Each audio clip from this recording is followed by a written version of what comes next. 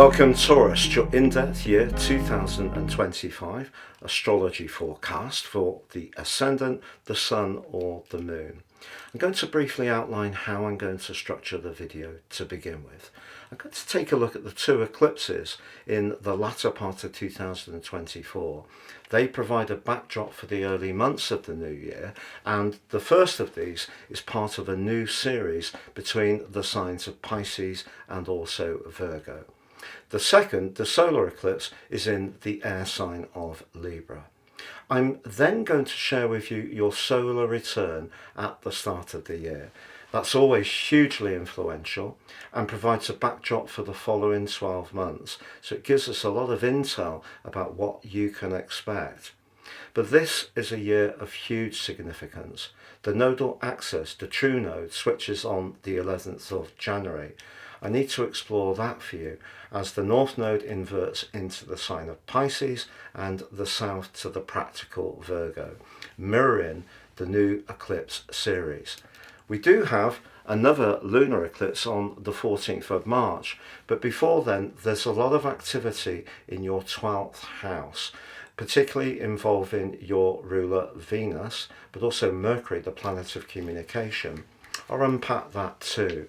Now, as we go into Cardinal Quadrant 1 with the vernal equinox and the start of the astrological year, we have a shimmering connection between Venus and Neptune, Venus your ruler. And Neptune's going to move just after the solar eclipse in Aries of the 29th into the sign of Aries, where it's going to be for just under 8 months. This is immense. It's absolutely huge.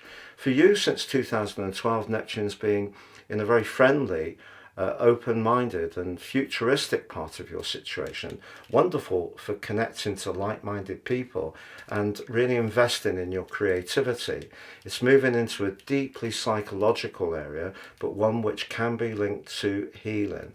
Now, it's going to be joined in May on the 25th by Saturn.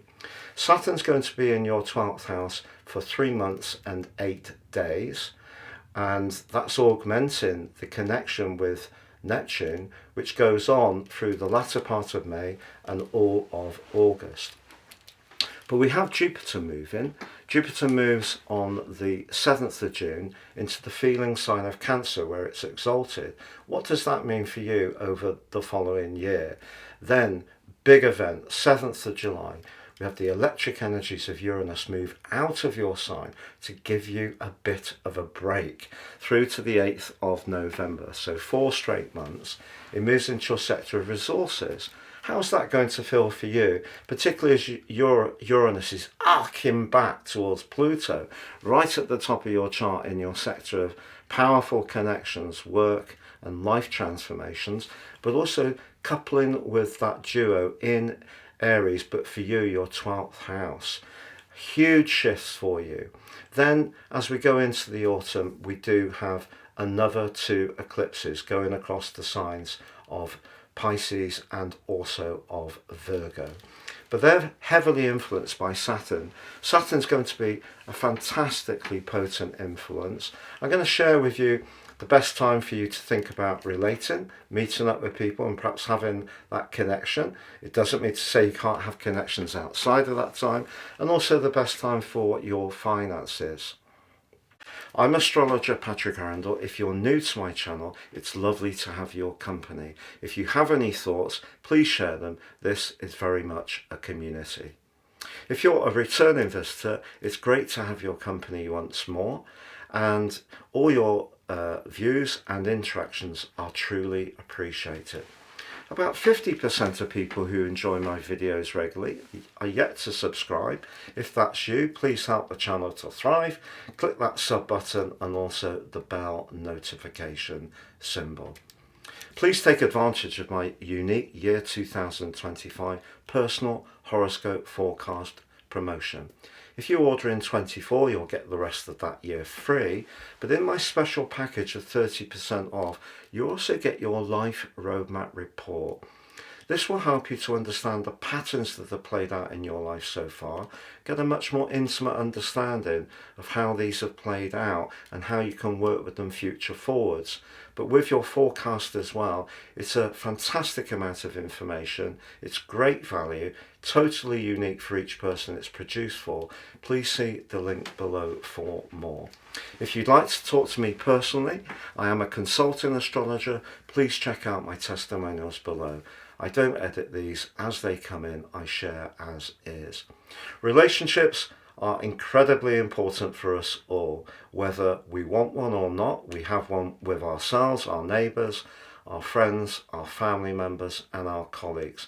If you'd like your relationships to work better, but use the power of Western tropical astrology, check out matchful.me. This app combines serious astrology with psychological profiling. It's not based on sun sign analysis. You can enjoy it by clicking on the link below, and if you type in Patrick in the coupon form, you'll also get an additional discount. So on the screen now, Taurus, is your event chart right at the start of the year. We always need to be mindful of the luminaries. They're in house 9, which is about being a little bit more independent minded, can give you an appreciation of travel, higher education, and just opening up your world. And the moon is very close to the sun because on the 30th of December 2024 we had a new moon. So that new moon energy is making its way into this new year, pushing you to think in an enterprising way and be optimistic about your prospects for the new year. But the moon, although it is in house 9, is technically detrimented in the sign of Capricorn. What this means is the moon is very much about protectiveness, about nurture, about how we provide the shelter and that basis for our existence. But it's suggesting for you that you may be tempted to shake things up. A change of residency is possible, or perhaps you're going to want to be a little bit more independent minded in your approach to family, home and emotional affairs. But beyond that, obviously we need to look at the role of your ruler. Venus is right at the top of your chart. Never underestimate your skills and your diplomacy, but most of all your sensuality, because the way you connect to people in a public forum this year can be very potent.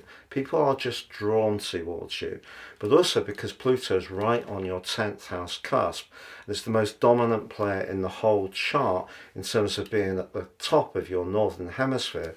It's suggesting that some changes around your work, professional interactions or life role are very likely this year. The problem, Taurus, to be truthful, is that Mars, the planet which is very much to do with drive, passion, showing where we can be individual, is right at the bottom of your scope, and that can make it a bit prickly, particularly as it's in a retrograde. So you could start this year feeling a bit unsure about balancing those professional hopes with the needs of people close to you, or even where you're going to live. But one of the things I can say about Pluto opposite Mars, which you have at the start of this year, is it will confer upon you tremendous willpower. It's just finding the balance between those home and emotional needs, where Mars is, which could make you a little unsure what to do around those areas, that need for new experiences that the new moon combination with the sun, which is always in Capricorn at this time of the year, along with Pluto's desire, along with Venus, for greater recognition. So your professional situation is looking impressive at the start of this year, but it is conflicted in part, or you could feel conflicted by the needs of someone close to you, or the needs of those people you feel you should support. But also Uranus, your current house guest, is squaring up to Pluto right at the top of your chart. So if you're in a job, for example, which is well paid but rather routine, this chart suggests you may want to shake things up in order to find a role that is more stimulating for you. because the creativity between Uranus and Venus is terrific. Venus is the planet of creativity. It's the planet of artistry. It's not just about money and relationships. So you're wanting some spark, but also that could be true of your love life. So if you're in a relationship where you feel you've got a lot of responsibilities, but you feel rather penned in and it's rather stifling, I feel that this could be a year when you may need to make some very significant decisions. Now, money is something that many of us have become much more conscious of due to COVID, due to the advent of greater robotics, AI, automation, and obviously the political scene in the world at large has pushed up prices. So money's been tight for many people. But at the start of this year, you've got Jupiter, the planet of fortune, in your second house of everyday money. And it's in an opposition with Mercury, how we think, but also the planet of marketing in your 8th house of shared resources, but also business. On the face of it, that combination can give us a sense of positivity, but it is tempered by Saturn in your 11th house. The 11th house can be your long-term plan, but it also can be your ideals, but also it can be your connections to friends. If there is something that someone promotes that seems intriguing and interesting, you really need to scrutinize it this year. Saturn's asking you to not take what anyone says at face value. And because you are an earth sign, you often want to know that there is something tangible to be gained in situations. So when it comes to resources this year, I would say be a little cautious, because Jupiter and Mercury are both in detrimented positions in the locations they have. And Saturn and its angle to Jupiter is particularly limiting. So your connections to others could be costly this year if you choose the wrong people to align with. But that could equally be true about friendships. You know, is there a friendship that you've got or a connection where you're not really on the same page? If that's the case, that can be revealed this year. So it's a little bit of a complex chart, to be honest, but the overarching theme at the start of this year is one of needing a bit more space and freedom.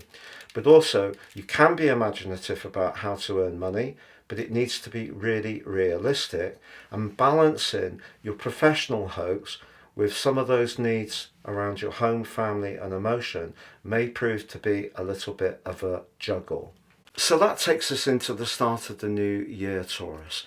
And many of us set New Year's resolutions at the start of January, but we don't always keep to them. But with Mars inverting on the 6th of January into the sign of Cancer, you may find right through to the 18th of April that you do actually keep to the program, particularly if it is short bursts of energy, sort of gym work or aerobics, which really help to get your pulse race up and can give you that endorphin high, because Mars in the 3rd house is great for short explosive exercise. But also it's the area of your situation to do with how you think. You could find yourself through to the 24th of February when Mars goes direct, that you could find yourself being a bit more outspoken. But also, if there is a vehicle that you're attracted to buy, that could make you a little more impulsive. So just remember, your solar return is asking you to be mindful of using resources very shrewdly this year, because the two planets of enterprise and marketing, Jupiter and Mercury, are in opposition, but they're conflicted by the restrictive energies of Saturn. So even if a good friend says, look, you know, I know about this perfect vehicle for you, they may actually be sincere, but you still need to feel it's the right decision for you. So in other words, don't be hurried. However, on the 11th of January, the nodal axis switches backwards into Pisces for the north and Virgo for the south. This is very important. The north is known as the point of destiny, so it's going to pull you over the next year and a half to get in touch with your higher purpose. But Neptune's been in this part of your situation since 2012, and the chances are that you've had some magical connections to people over the intervening years. The problem is, in March 2023, the cool wind of Saturn arrived in this area, and it's possible that even some people that you have been close to in the past, there's a kind of gap or a separation, or perhaps some relationships have broken down altogether. Perhaps in some ways Neptune was making you a little bit too idealistic, and Saturn has brought a more moderating influence that's been good. Or perhaps you just felt conflicted in terms of trying to keep all of the people happy all of the time, which we know we can't do. But the big trend that's developing for you is that with Neptune and Saturn moving this year into your 12th house, leaving your 11th house, they are obviously going to come back, but you're really being questioned about some of your motives, really, or some of your future plans, or what really inspires you. If you're not really feeling inspired, the North Node's asking you to keep working at the process, even if there's part of you that may want to actually withdraw from other people even more as this year develops. Now, on February the 4th, there is a point in case, because your ruler Venus moves into the sign of Aries. It's not at its best in Aries, to be honest, but this is an area that's very much to do with deep reflection, particularly around relationships. With Mars going direct on the 24th of February, that's helpful, but we do have on March the 2nd Venus starting its retrograde, which goes on through to the 11th of April. So a lot of soul searching is possible at this time. You also have Mercury moves on the 3rd of March into Aries too, so another influence in house 12. We also have a lunar eclipse in the sign of Virgo, the second in the series, mirroring the lunar eclipse which occurred in Pisces on the 18th of September last year. But this one also is very powerful, but features Saturn. So when it comes to balancing your social situation, which is the Pisces energy, and the part of your situation which is to do with manifesting your individual needs, which is the Virgo energy, Saturn's bringing a cool wind. I repeat, we can't please all of the people all of the time, but in any situation, whether it's around a friendship or a relationship, if you don't feel that there is a long-term future, this could be a critical lunar eclipse, which really gives you a lot of celestial food for thought. But March the 20th sees the spring equinox, the start of cardinal quadrant 1, also the beginning of the Western tropical astrological year, and ushers in a 13-week period, which is very much to do with perhaps healing, withdrawing a little bit, just recuperating somewhat. The more that you can find some gentle, quiet space for yourself, particularly with Venus and Mercury so close to the Sun, the better it will be. But on March the 27th, Venus steps back into the sign of Pisces.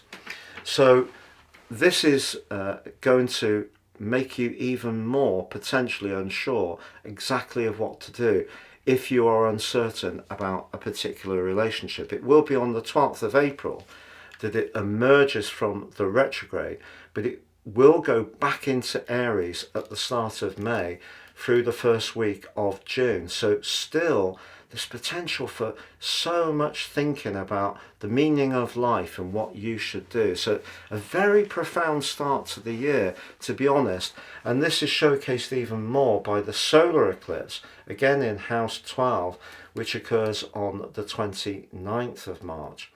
Now, if you're someone who really wants to start a business up as a therapeutic healer or as a psychic, or you're helping people in a compassionate setting such as a hospice, or you're working in a big institution behind the scenes in a very vital role, that can be a very strong solar eclipse. But with Neptune moving into your 12th house on the 30th of March for 7 months and 3 weeks through to the 22nd of October, that's a really big deal.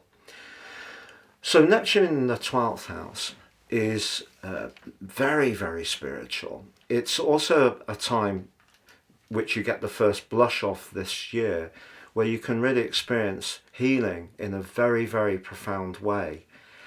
You could be pushed to let go of things that no longer serve your greater purpose, and this is the first taste of it. But on April's the 18th, as Mars makes its way out of Cancer and back into Leo, which it started the year in, that's provoking you again about where to live and who with. But the 25th of April through the first week of May sees Venus in a combination with Neptune. So your sensitivity around close involvements can be very strong. Now, it's possible you could have some kind of connection with someone in the early part of this year, which is rather uncertain. It may prove to be very irresistible. I will say to you, quite honestly, be very careful about how you look after yourself in terms of what you put in your system, because your system is going to be hypersensitive. Now, you have a new moon in your sign on April the 27th, but it is squaring up with Pluto in your sector of your life connection, which, remember, is a big part of the story at the start of the year. So just be aware that what you want as an individual might not quite mesh with what someone wants from you. But in May the 25th, Saturn joins up with Neptune in Aries, but for 3 months and 8 days. So from the latter part of May through August, the two are going to be together in your 12th house, but linking to Pluto in a very visible part of your situation. If you are someone who wants to dive into a journey of self-discovery, and that is linked to your professional situation, this could be a sensational time.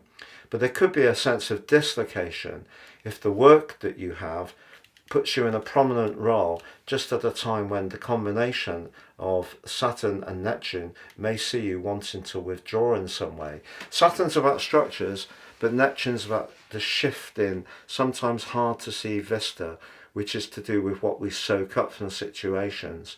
The 12th house could see you very, very sensitive, so just be conscious of that. But on June the 9th, Jupiter moves into Cancer, where it's exalted. So this can give you a bit more spark around your communications. It goes on through to the 11th of November when the retrograde begins. But on June the 20th, we have the summer solstice. An opportunity with Jupiter there to feel a bit more upbeat and outgoing. If there has been a period where you felt more reflective and even more withdrawn, or have wanted to squirrel yourself away in some manner, that wouldn't really be a complete surprise, to be honest. But at the heart of June, we also have the repetition of that square between Saturn and Jupiter. But this time, Saturn in your 12th house suggests that if there is something that you do need to talk about that's to do with your psychology, the square with Jupiter suggests that if you did have a conversation with someone who's very experienced and knowledgeable, it could actually be very helpful to you, even if you do find it in some ways a tender process to go. July the 7th sees Uranus leave your sign. Now, you may celebrate this. It's going to be back on the 8th of November, but you get a 4-month rest. But it's sparking up the part of your situation to do with money. Now, you have a real natural appreciation of managing resources, but its link back to Pluto is sensational. So there could be a big job opportunity that's going to come through the summer months, but it may be doing something completely different. But you may have to brace yourself because both Uranus and Pluto are linking back to that combination of Saturn and Neptune in that tender part of your sign. Are you going to use some old skills, knowledge and experiences, but in some kind of bright and fresh way? That's entirely possible too, Taurus. So see it as an opportunity, but Uranus leaving your sign for a while, certainly if you're born later into Taurus, can feel like a little bit of liberation. But on the 1st of September, Saturn moves back into house 11. So we get a resumption of what you've been used to over the last couple of years. September the 7th sees a lunar eclipse, but this time in Pisces is conjunct the North Node. Maybe there's going to be a reconnection to someone that you were closely aligned to, and then because Saturn got into the mix, that coolness came into play. But September the 21st sees Saturn back in the mix. The solar eclipse in Virgo is asking you to be as creative, playful and artistic as you can, but on the other side of the heavens, Saturn is combining with the North Node, and it could be that someone is not pleased that you're trying to showcase your talents and individuality. Could be a partner who sees it a little bit differently, maybe around a friendship. The autumnal equinox of the 22nd is very much really about the fundamentals in your world, getting all those things to do with diet, fitness and nutrition right. October the 22nd sees Neptune move back into your 11th house, and the 8th of November, as I mentioned before, Uranus will come back into your sign as well. So it's a kind of back to the future year in a way. You get the opportunity to experience this big shift that's going on, and then it's going to reset. The difference is this time you'll have the North Node in the same location as Neptune and also Saturn. So essentially you start the year with Saturn and Neptune in the part of your situation to do with your long-term plan, which Saturn has been asking some questions about. We know Saturn does that in your solar return, particularly around finance.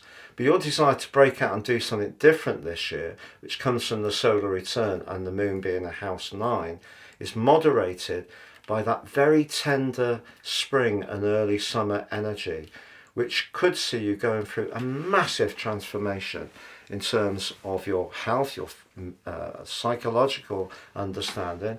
You can grow enormously. The compassion that you can show to others who are less fortunate could be quite phenomenal at this time. But do expect to feel much more tender. And if a romantic relationship isn't really working, you could be asked to make a binding decision in the early parts of this year if you really feel that you're no longer manifesting who you are as an individual. That brings to an end this 2025 forecast, Taurus. I hope you have a great year. Thank you so much for joining me.